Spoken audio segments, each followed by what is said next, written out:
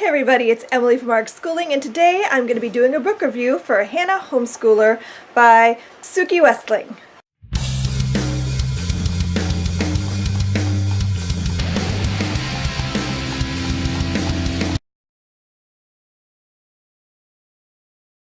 I have been on the search for many a year for a book that is about a kid who's homeschooled. Just, it doesn't have to be specifically about anything. Just a kid who's homeschooled and also normal.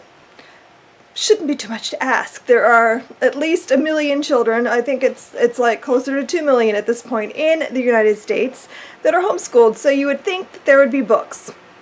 But there's not. All the books that you find about coming of age and growing up in America, like the Ramona series, Judy B. Jones, and those types of books, Henry Huggins, all of those books are about kids who go to school. And that's fine, because lots of kids do go to school, but it would be great to have a book that I can give my kids or read with my kids that has a character that lives a life like theirs. So I was so excited to hear about Hanna Homeschooler by Suki Wessling. This is written by a homeschooling mom who had the same thought that I did, like, why are there no books about this? And she wrote one. And so I was really excited, and I grabbed this book and I read it immediately with my 7-year-old. And funnily enough, my 17-year-old also picked this book up, and she read it because she'd always wanted a book like this too when she was younger.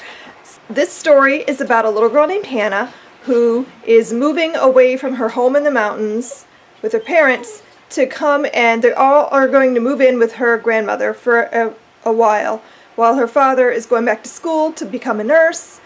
And so it's like she's transitioning at the beginning of the book to this new life away from where she's always known in the mountains, and she's living down in a valley, so she's comparing the mountains to the valley a lot. And so it's about this little girl who's 7 years old and is adjusting, and she's homeschooled, and they lean more towards unschooling than we would, but that's fine because they cover a lot of the same kinds of things, and they talk about a lot of the same kinds of things that most homeschoolers would encounter. So, for example, Hanna tries to make friends with the little girls who live across the street. There's one named Kira, who I think was the same age as her, and one named Cassie, who I believe is a year younger than her.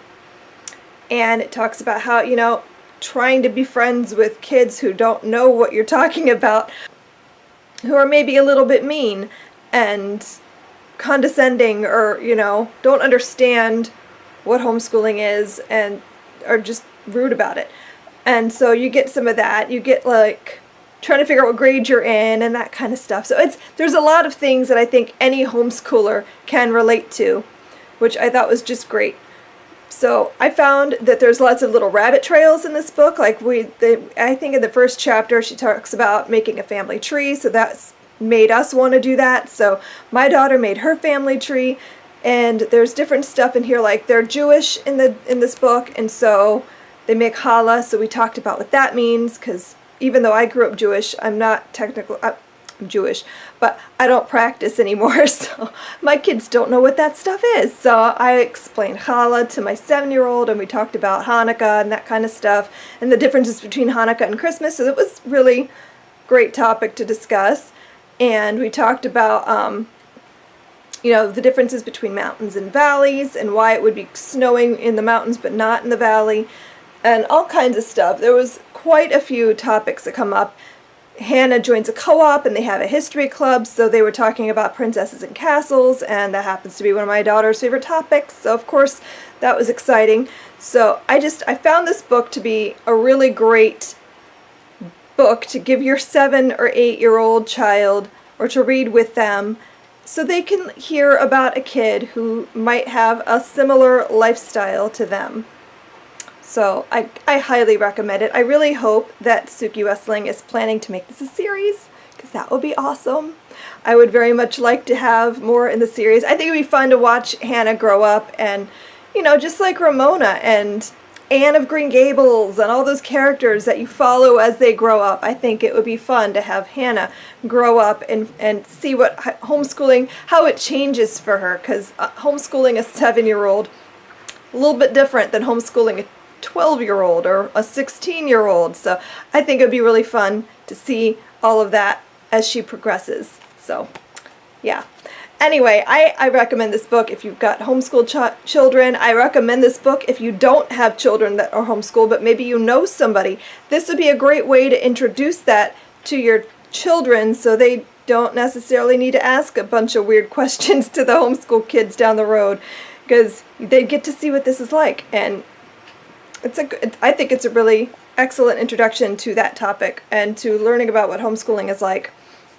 I appreciate that she threw in a lot of the stuff that the mom goes through, like trying to prove herself, because don't we all do that? Don't we all try to prove ourselves? Like, we have to prove ourselves to the world that we actually can do this, that we're not going to ruin our children. So, yeah, I appreciated some of that thrown in there. Liked it. I gave it 4 stars, and my daughter enjoyed it. It held her attention. So, hey, if you could hold my 7-year-old's attention for anything, that's a good book. So thank you for watching. I hope you enjoyed this video. I hope you'd go check out Hanna Homeschooler, and I will see you guys in my next video. Thanks for watching. Bye!